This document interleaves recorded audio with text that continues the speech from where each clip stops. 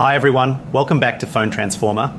In today's video, I'll show you how to uninstall Google One app from Android Mobile, step by step, so you can easily follow along and get it done without any confusion.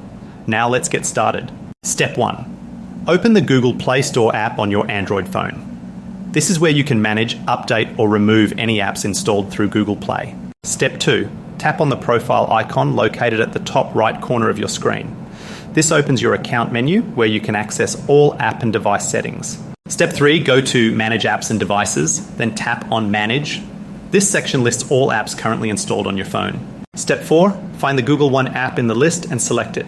This will open its app details page, showing storage usage, permissions, and uninstall options. Step 5, tap on Uninstall and confirm your action. If the Uninstall button isn't available, it means the app is a system app, and in that case, you can only disable it.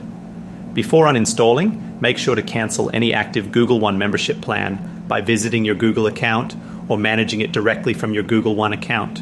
Thanks for watching. Don't forget to subscribe to Phone Transformer for more simple and useful Android tutorials.